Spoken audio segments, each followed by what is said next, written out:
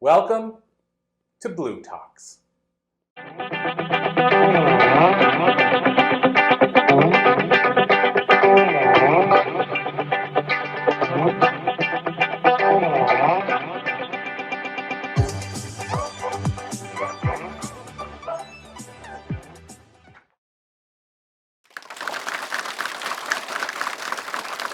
So welcome everybody. As you saw from the last interview, we like to do these live interviews. It feels like we're taking the show on the road with a podcast, just having a live audience. Anybody who's ever been on a podcast or had a podcast, having a live audience in front of you doing a podcast interview is a totally different world than being in your basement of your parents' home running your podcast. It's just a different feel. So I just love that energy of having an audience there to hear the interview.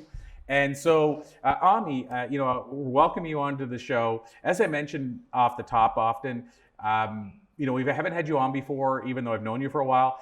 And so I want to ask you, can you tell us just a little bit about yourself before we jump in so people can get the feel for your background and who you are? Okay, thank you, Kaur, for having me here at Cambridge in England. My name is Ami Sohi and I was born in Singapore. Just want to say a few words about my father who transitioned 2 weeks ago. So we just came back from his services and honoring him and celebrating his life. So he moved to Singapore when he was 18 years old with one of his uncles and started a life there. And then he went back to India to get married, and then my mother moved as well. So that's where me and my brothers were born. And I remember going to school there, primary school. And at the age of 5 or 6, my parents and their friends, they decided to move out because there were a lot of political issues at that time. And then they moved back to India, in North India, in the Punjab. That's the northwest of India.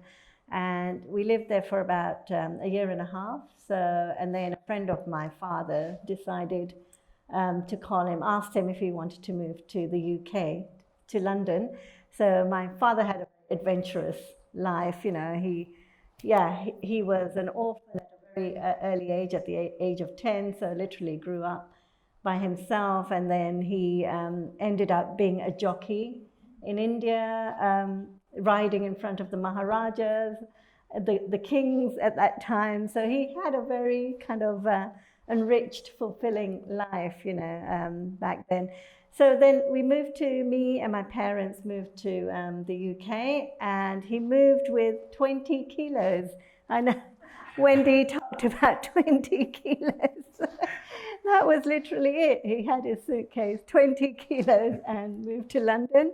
So there again, I know we've had Dr. Emilio talking about resilience and long-term gratification, delayed gratification, and this kind of focused, attitude to life and goal-oriented. So he moved with his 20 kilos and got a job straight away. Anything, would do in those days. So he worked hard and got us, me and my brothers, educated. And so I ended up going to City University here in London, and that's where my daughter is today. So she's studying there today as well. And so I studied business systems analysis back in the days, and then got my job basically in the IT. So I have an IT background, became a product manager, and did that for like 25 years. And then it was in 2020 when we had all this, shenanigans going on in the world. I decided to do a lot of soul searching, because IT, yes, it was great. Product management was a great job, but it paid the bills, but it wasn't what my soul wanted. And it wasn't satisfying for my soul. So I did a lot of soul searching, and then I thought, what is it that I really want to do, And I love getting people together, networking, and building communities, for example. And then I also love adventure and travel. So then I thought, how can I combine these two, together? Like working with people, serving as well, serving the community, the environment. So I decided to create Joy Through Travel. So this is like a heart-based travel agency, online travel agency, where I like to facilitate small groups and take them to sacred sites. So by sacred sites, they're not actually structures. I mean, the pyramids, for example, are sacred sites, temples in India, temples all over the world. Stonehenge is another sacred site, and Glastonbury here in the UK is a very sacred and spiritual place. So that's now my objective and goal, is to take people on healing journey. So healing, the mind, body and spirit, bringing them together in balance. And so a lot of, in the world today, what's happening in the world, all over the world, a lot of healing is required. So that's one of my goals now today. Wow. So, I mean, I love that. And, as an off-air, and I've thought about this before, but we need to talk on the bLU Talk side when we're doing events. Like we're planning to do events. Heidi and I haven't set the 2025 schedule, but that's on the order of business. And two of the places we've been looking at one is Sedona in Arizona, which is a really healing place. And there's a lot of sacred things in Sedona. A lot of people believe there's a lot of vortexes there. We've had a lot of people that just want to do a bLU Talk because it's in Sedona, like they want to do it in Sedona. And then another one is Hawaii. So we have Lonnie, who's one of our speakers, has been really encouraging us to get to Hawaii. And I know that's not necessarily like a temple or that kind of sacred place, but I know a lot of people believe these are places where there's a certain level of spirituality and what have you. So we may want to explore how we could do something like that together. Yeah. But having said that, what I wanted to ask, I'm gonna dive into the work that you do, but this is something I want to ask because if you mentioned Singapore. So we had a bLU Talk speaker that was telling me she lived in Singapore for a few years. And I don't know if you know the answer to this, but I didn't realize this, but she was talking about, for whether it's a good or bad reason, you can decide yourself, but how in a lot of ways safe Singapore is because of how strict Singapore is. I had no idea in terms of how strict it is. Like if you arrive at the airport with some drugs on you, that might be your last trip anywhere. Yeah. Like I didn't realize, is that true, by the way? I didn't realize. Yes, it's very, very strict. You can't even chew gum on the street. What? You'll get fined, yes. You can chew gum at home or maybe somewhere where you're sitting, but if you're walking along the street chewing gum, that can be dangerous. Whoa, You'll be fined. I think, when do you live in, Malaysia? Like I didn't know the gum burn. She told me about there were people that, arrived at the airport and claimed that somebody had put something in their bag and they were then on trial and it didn't end well. So I knew that level, but I didn't know there was also laws, bylaws of chewing gum. Yeah. Well, it sounds crazy, but maybe, I don't know if it does or not, but there's a place in Canada called Tofino, British Columbia. And my friend lived there and I used to go visit him, and they had laws in the town for loudness. So if you're walking down the street, let's say you drank and you went to a bar and you were yelling, you could be put in jail. And the reason is because back earlier in the day, they wanted Tofino to be this quiet, sacred place. And this is going to sound crazy. It wasn't because of a whole bunch of people. There was one guy in town. It's a small town. They used to go around screaming and yelling and going to people's windows and screaming in the windows. So they made the law because of him. But then the law continued for everybody. So they had a decibel level. I don't think they really governed it. I don't think the cops went around and said, wait a minute, I'm using my iWatch and it says you're too loud of a decibel. But it was just that was a law in their town. So, there is some of those things, but wow, chewing gum. Yeah. When I first heard that, I couldn't believe it either, but it's true. I guess you can't spit on the street probably either. No, it's very, very clean, extremely clean and safe. Yeah, so like I said, I don't know, it's for somebody else to judge, whether that works or not, because I think, for example, North America, I'll kind of lump us all together. In North America, the first thing people hear is freedoms. Where's my freedom? Mm-hmm. And then other people are like, I'm in a community where I could get shot tomorrow, so maybe I would like that safety. So I don't know, I'm saying, I'm not saying what's just right or wrong or better or good. It's just I was fascinated by it. So I wanted to ask you if it was true. Yes, Sounds like it is. Yes, it is. Even the heads I'm seeing here nodding, saying yes, it's true. So I just had to ask because you mentioned Singapore, and that was brought up recently. So I guess in terms of the kind of, I'll call it destination travel, adventure travel, soul-based travel, I guess the question I would have is for people that want to do that. You mentioned smaller groups. What does that look like in terms of what size groups do you think is an ideal size group to go do that kind of travel and experience that together?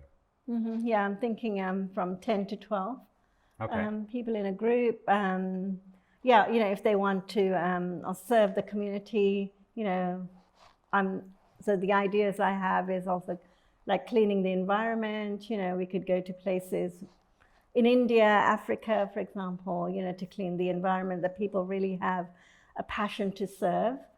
And also, want healing as well at the same time, because that's selfless service, right? Which can be very, very healing for the soul. So those are the idea, taking 10 to 12 people. And recently I found a beautiful place in North Italy, in the Italian foothills of the Italian Alps.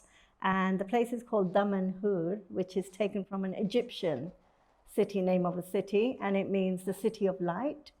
And this place, Corey, you were mentioning synchronicities, and I'm a really firm believer of synchronicities.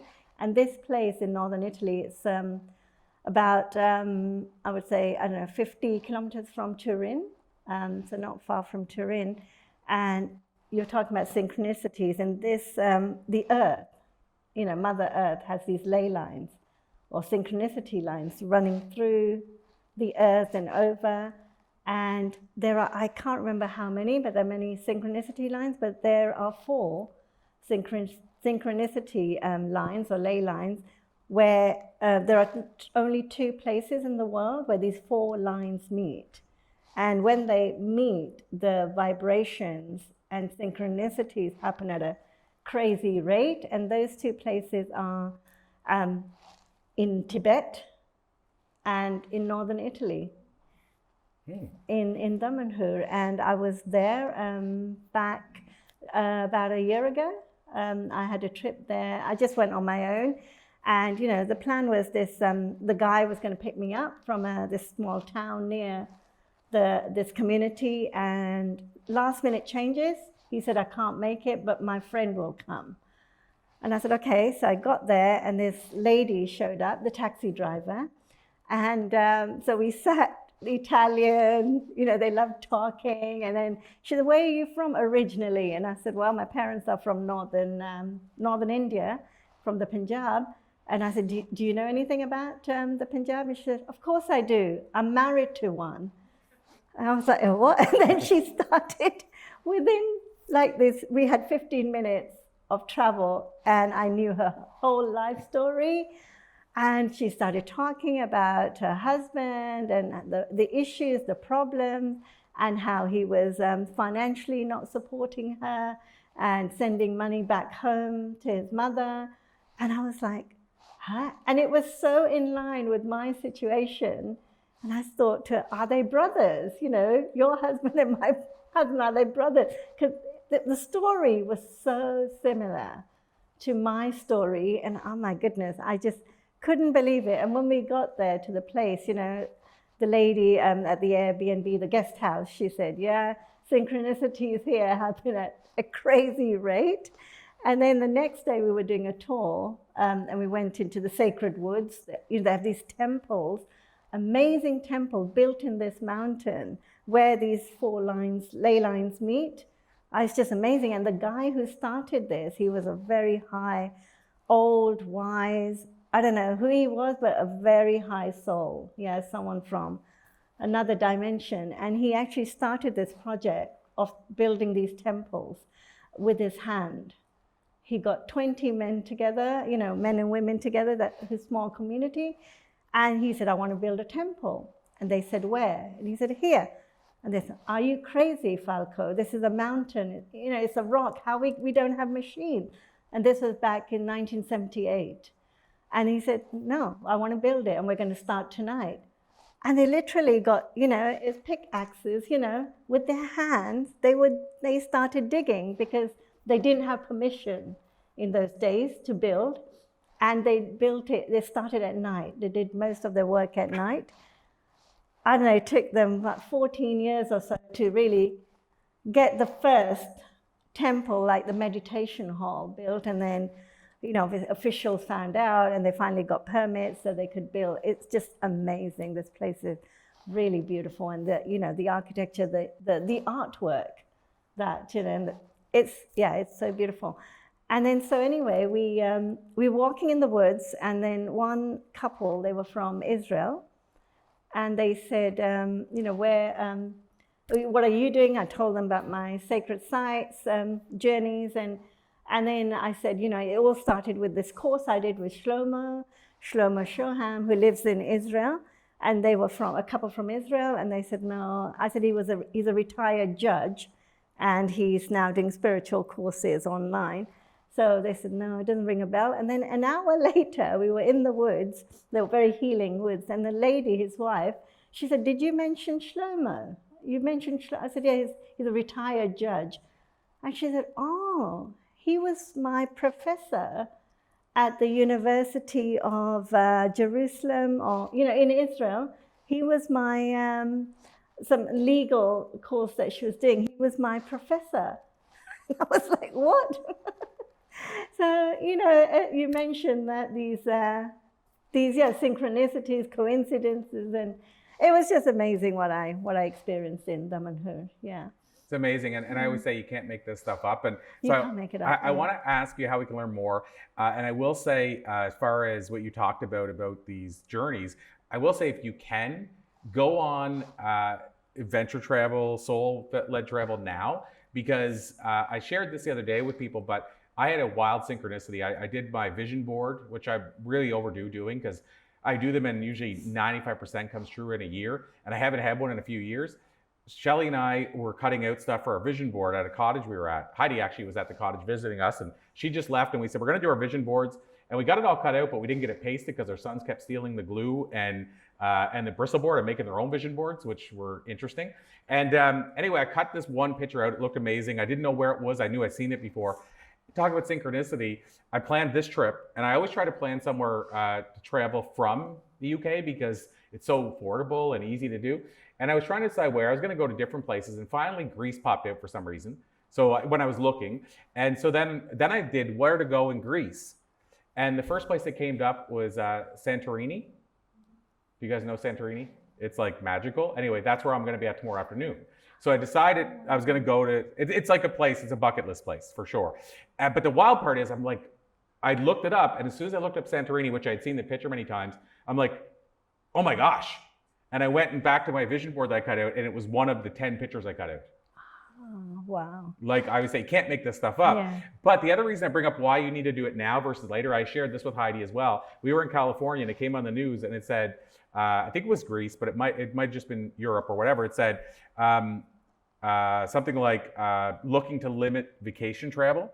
And so I went and did some research on it. In Barcelona, they're literally protesting now. They're having protests. Venice, they're having protests. And Santorini is going to be next. And they're trying to get it so you're limited the amount of people can go. So I'm realizing if I don't go now, what happens if they limit that place to a small amount of people? You're going to have to pay way more to go. It's going to be impossible to go. There's going to be a waiting list. I just know this might be my chance to go there. Mm-hmm. So what I'm getting at is if you pick a destination place, go now, because you really don't know. All these places are being way over tourismed.